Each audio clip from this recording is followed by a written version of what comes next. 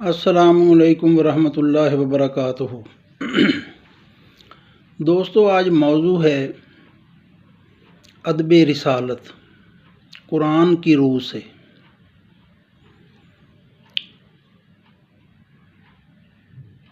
قرآن میں ایک آیت آئی، یا ایھا الذین آمنوا لا تقولوا رائنا، اے ایمان والو رسول اللہ کو رائنا مت پکارو۔ قرآن کا اسلوب سمجھنے کے لیے کسی بھی آیت کا، کسی بھی صورت کا شان نزول سمجھنا ضروری ہے۔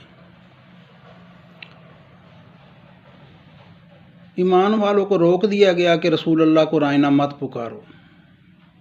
بات کچھ یوں تھی کہ جب بھی کوئی آیت یا صورت اترتی، اصحاب جمع ہوتے، رسالت مآب انہیں اس کی تفسیر سے آگاہ کرتے، سارا سلسلہ سمجھاتے، مگر اس سمجھاتے ہوئے وقت میں کچھ اصحاب کی توجہ کسی بھی مسئلے کی وجہ سے نہیں ہوتی تھی۔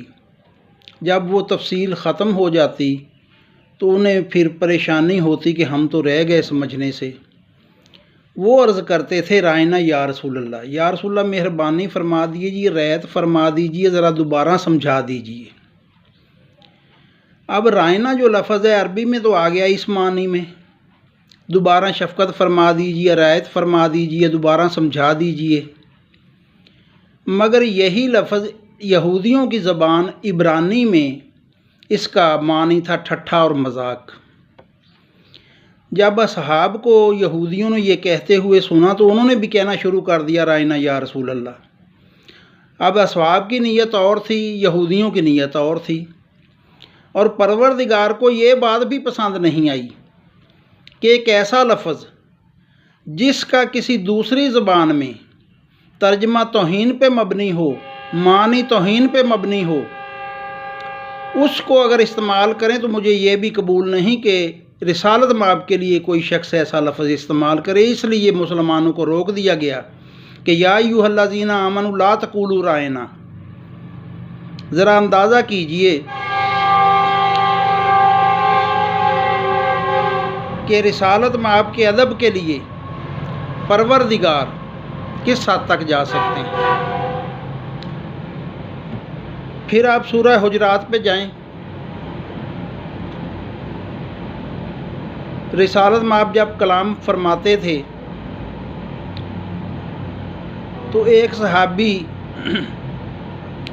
جنہیں خود ذرا اونچا سنتا تھا، اور اونچا سننے والے کی یہ جبلت ہے کہ وہ پھر بولتا بھی اونچا ہے جیسے اس کی نظر میں دوسرے بھی بہرے ہوں،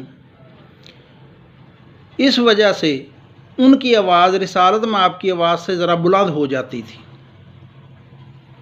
تو پروردگار نے یہ آیت اتاری، اے ایمان والو، اپنی آوازوں کو رسول اللہ کی آواز کے سامنے پست رکھو، یہ نہ ہو کہ تمہارے اعمال غارت کر دیے جائیں اور تمہیں خبر تک نہ ہو۔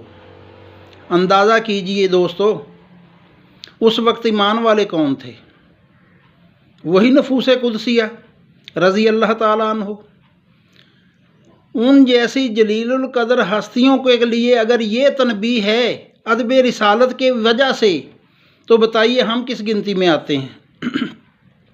پھر اس آیت اترنے کے بعد حضرت عمر اور حضرت ابو بکر صدیق اس قدر خوف زدہ ہو گئے کہ وہ اتنی آہستہ آواز میں بات کرتے تھے کہ بعض مرتبہ رسول اللہ کو استفسار کرنا پڑتا تھا، یار تھوڑا سا اونچا بولو، کیا کہہ رہے ہو؟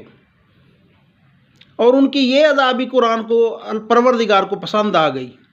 پھر ان کی شان میں یہ آیت اتری، اور وہ لوگ جو اپنی آوازوں کو رسول اللہ کی آواز کے سامنے پست رکھتے ہیں، یہی وہ لوگ ہیں جنہیں تقوی کے لیے چن لیا گیا ہے، اور انہی کے لیے اجر اور مغفرت ہے۔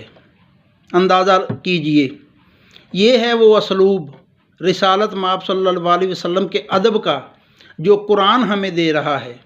تو ہمیں بھی قرآن سے یہ سیکھنا چاہیے کہ ادب کا رسالت مآب کے حوالے سے کیا معیار ہونا چاہیے۔ جزاک اللہ خیرہ، سلامت رہیں۔